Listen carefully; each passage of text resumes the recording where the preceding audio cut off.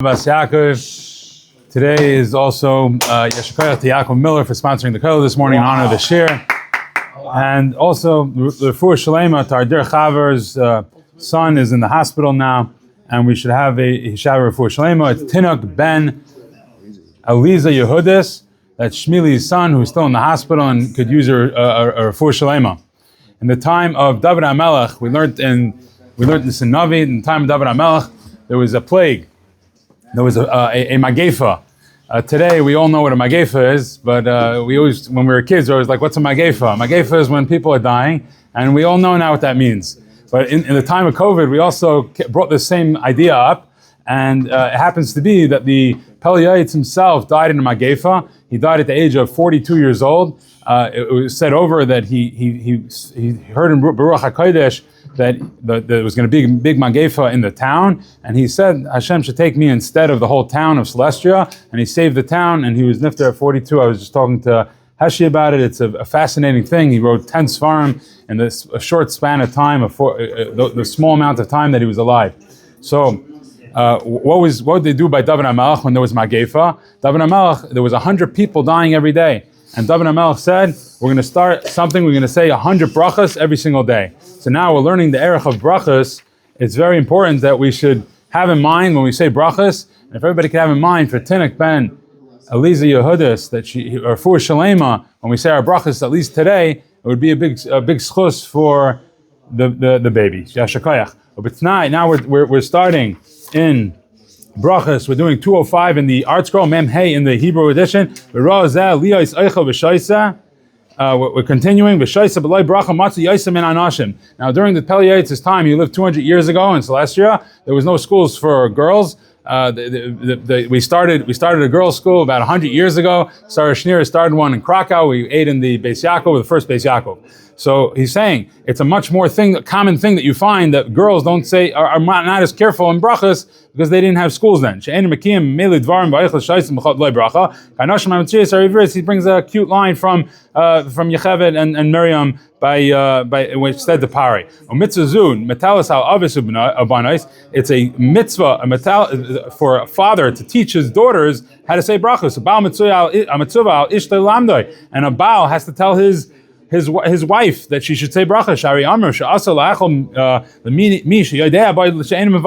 And this is very scary. You're not allowed to feed food to anybody you know is not going to say a bracha. Can you imagine if you have a restaurant and you have to, or you're giving out food for archim, you have to make an announcement. You have a kiddush, make an announcement that people should make brachas.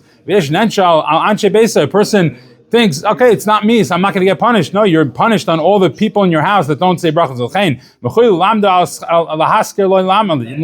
He says you should hire a teacher for your children, for your daughters, and you should teach them how to say brachas. That klal gadol. It's a good. This is a yisoid. He's telling us a yisoid. Don't be cheap on the amount of money, on the expense to hire lamdim for your children. You should make sure that you even if you don't have money, you should still hire people to teach your children brachos. Don't think it's a waste of time that you're doing that. You're taking away from your time of learning. What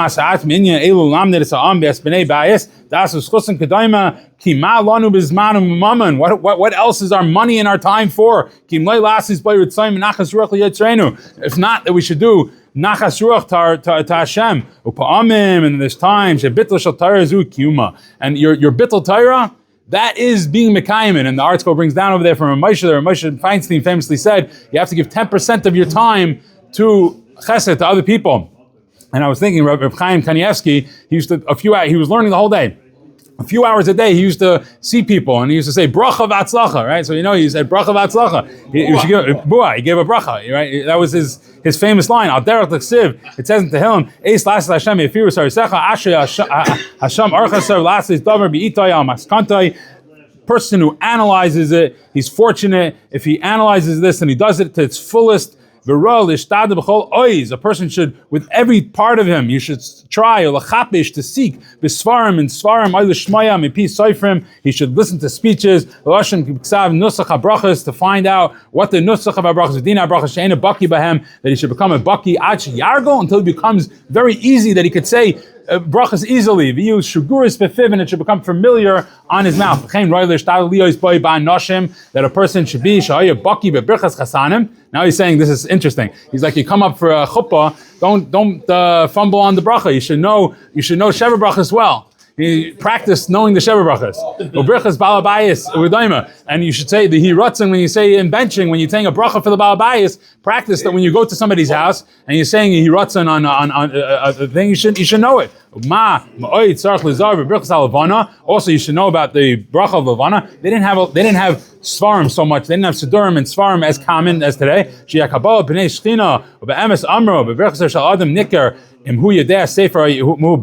It's a Gemara that says if somebody says brachas and he knows how to say them clearly, you could see if he's a amaretz or if he's a Talmid Chacham. And what's better for a person that a person should know the taich of what he's saying. He should understand the taich. And he should put into his heart something what he's saying. He's saying Bari Priyates. Think about the tree. Somebody who says a bracha mumbles it and he doesn't say it with it's like a guf without a neshama. Thank you very much. Have a wonderful day.